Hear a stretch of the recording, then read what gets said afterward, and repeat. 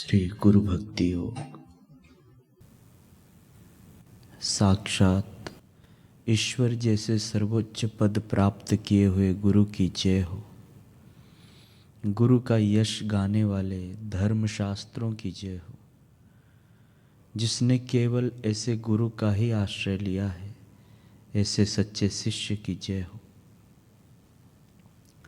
वाद विवाद, बुद्धि, गहन अभ्यास, दान या तप से ईश्वर साक्षात्कार नहीं होता। वह तो जिसने गुरु कृपा प्राप्त की हो उसको ही होता है। गुरु कृपा छोटे से छोटा बिंदु भी इस संसार के कष्टों से मनुष्य को मुक्त करने में पर्याप्त है। केवल गुरु कृपा के द्वारा ही साधक आध्यात्मिक मार्ग में लगा रह सकता है एवं तमाम प्रकार के बंधनों एवं आसक्तियों को तोड़ सकता है। जो शिष्य अहंकार से भरा हुआ है, जो गुरु के वचनों को सुनता नहीं अथवा सुना अनसुना करता है, उसका आखिर नाश होता है। जिन गुरु को आत्म साक्षात्कार हुआ है, ऐसे गुरु में और ईश्वर में कोई फर्क नहीं है।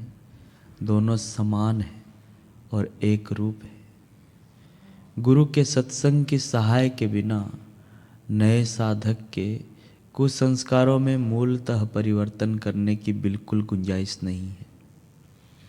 गुरु का सहवास साधक के लिए एक सुरक्षित नौका है, जो उसे अंधकार के उस पार निर्भयता के किनारे पर पहुंचाती है। भागवत, रामायण, महाभारत, योग वशिष्ठ आदि में गुरु भक्ति की महिमा सुंदर ढंग से गाई गई है। हर रोज इन ग्रंथों का अभ्यास करो, आपको इनसे प्रेरणा मिलेगी। आत्म साक्षात्कारी गुरुओं की वाणी से भरे हुए ग्रंथ परोक्ष सत्संग जैसे हैं। आप जब संपूर्ण श्रद्धा एवं भक्ति से उनका अध्ययन करते हैं, तब आपके पावन गुरु के साथ आपका पूर्ण सायुज्य होता है। जो अपने साधना पथ में सच्चे हृदय से प्रयत्न करता है और जो ईश्वर साक्षात्कार के लिए तड़पता है, ऐसे योग्य शिष्य पर ही गुरु की विशेष कृपा उतरती है। केवल जल में तीर्थ ही तीर्थ नहीं कहलाते और केवल मिट्टी या पत्थर की प्रतिमाएं ही देवता नहीं होती। संत महापुरुष ही वास्तव में तीर्थ और देवता हैं। क्योंकि तीर्थ और प्रतिमा का बहुत समय तक सेवन किया जाए तब वे पवित्र करते हैं, परंतु संत पुरुष तो दर्शन मात्र से ही कृतार्थ कर देते हैं। अग्नि, सूर्य, चंद्रमा, तारे, पृथ्वी, जल, आकाश, वायु, वाणी और मन के अधिष्ठात्र देवता उपासना करने पर भी पाप का पूरा नाश नहीं कर सकते, क्योंकि उनकी उपासना से भेद बुद्धि का नाश नहीं होता, वह और भी बढ़ती है। परंतु यदि घड़ी दो घड़ी भी ज्ञानी महापुरुषों की सेवा की जाए तो वे सारे पाप ताप मिटा देते हैं, क्योंकि वे भेद बुद्धि के विनाशक हैं। जो मनुष्य वात, पित्त और कफ इन तीनों धातुओं से बने हुए शवतुल्य शरीर को ही आत्मा, अपने मैं तथा स्त्री पुत्र आदि को ही अपना तथा मिट्टी पत्थर काष्ठ आदि पार्थिव विकारों को ही इष्ट देव मानता है, तथा जो केवल जल को ही तीर्थ समझता है, ज्ञानी पुरुषों को नहीं, वह मनुष्य होने पर भी पशुओं में भी नीच गधा ही है। पाकिस्तान में बाबा फरीद नाम के एक फकीर हो गए। वे अनन्य गुरु भक्त थे। गुरु जी की सेवा में ही उनका सारा समय व्यतीत होता था। एक बार उनके गुरु ख्वाजा बहाउद्दीन ने उनको किसी खास काम के लिए मुल्तान भेजा।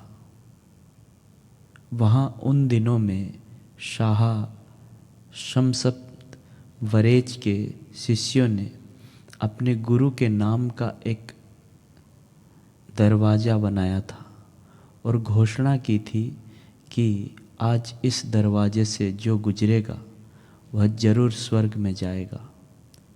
हजारों फकीर और गृहस्थ इस दरवाजे से गुजर रहे थे। नश्वर शरीर का त्याग होने के बाद स्वर्ग में स्थान मिलेगा, ऐसी सबको आशा थी। फरीद को भी उनके मित्र फकीरों ने दरवाजे से गुजरने के लिए खूब समझाया, परंतु फरीद तो उनको जैसे तैसे समझा पटाकर अपना काम पूरा करके बिना दरवाजे से गुजरे ही अपने गुरुदेव के चरणों में पहुंच गए। सर्वांतर्यामी गुरुदेव ने उनसे मुल्तान के समाचार पूछे और कोई विशेष घटना हो तो बताने के लिए कहा। फरीद ने शमसजी के दरवाजे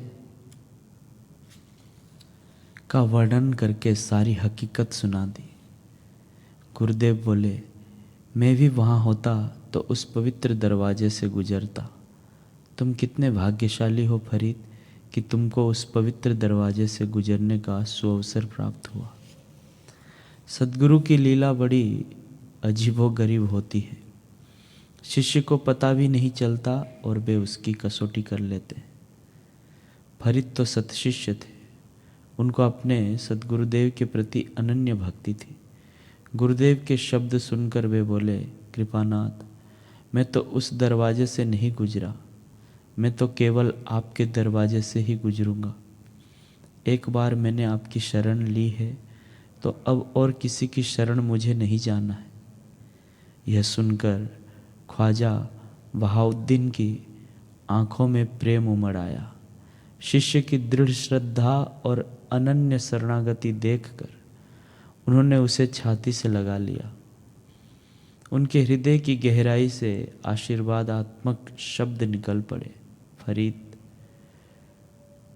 शमसत वरेज का दरवाज़ा तो केवल एक ही दिन खुला था, परंतु तुम्हारा दरवाज़ा तो ऐसा खुलेगा कि उसमें से जो हर गुरुवार को गुजरेगा वह सीधा स्वर्ग में जाएगा। आज भी पश्चिमी पाकिस्तान के पाकपट्टन कस्बे में बने हुए बाबा फरीद के दरवाजे में से हर गुरुवार को गुजरकर हजारों यात्री अपने को धनभागी मानते हैं। यह है गुरुदेव के प्रति अनन्य निष्ठा की महिमा। धन्यवाद है ऐसे बाबा फरीद जैसे सतशिष्यों को कि जिन्होंने सद्गुरु के हाथों में अपना जीवन की बागडोर हमेशा के लिए सौंप दी और निश्चिंत हो गए।